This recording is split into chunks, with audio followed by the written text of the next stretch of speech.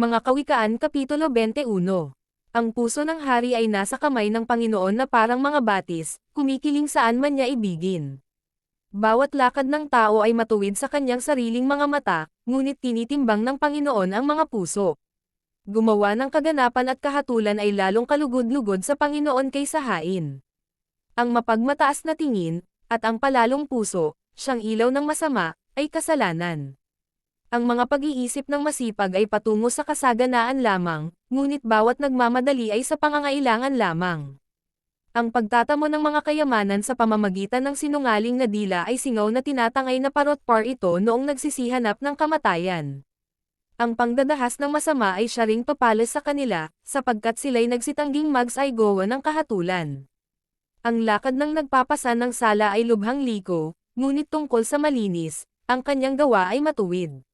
Lalong maigi ang tumahan sa sulok ng bubungan, kaysa palatalong babae sa maluwang na bahay. Ang kaluluwa ng masama ay nagnanasa ng kasamaan, ang kanyang kapwa ay hindi nakakasumpong ng linggap sa kanyang mga mata. Pagka ang mangduduwahagi ay pinarusahan, ang musmos ay nagiging pantas, at pagka ang pantas ay tinuturuan, siya'y tumatanggap ng kaalaman.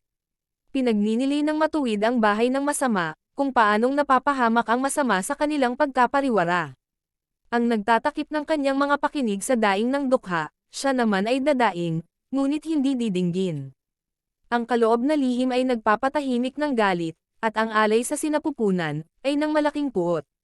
Kagalakan sa matuwid ang gumawa ng kahatulan, ngunit kapahamakan sa mga manggagawa ng kasamaan. Ang tao na gumagala sa labas ng daan ng kaunawan, magpapahinga sa kapisanan ng patay.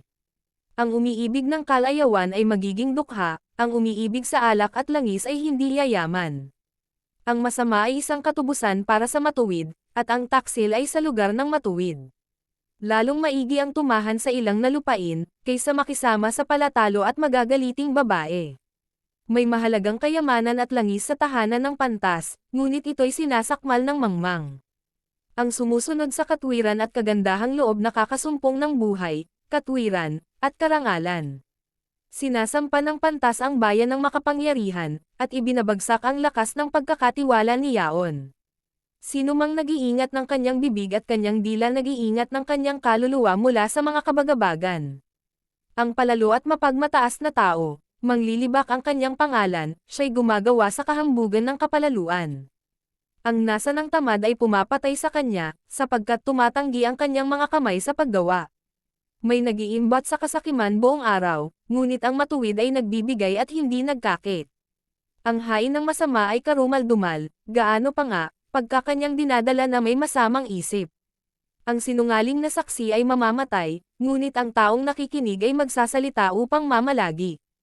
Ang masamang tao ay nagmamatigas ng kanyang mukha, ngunit tungkol sa taong matuwid, nag-aayos ng kanyang mga lakad. Walang karunungan, o kaunawan man, o payo man laban sa Panginoon.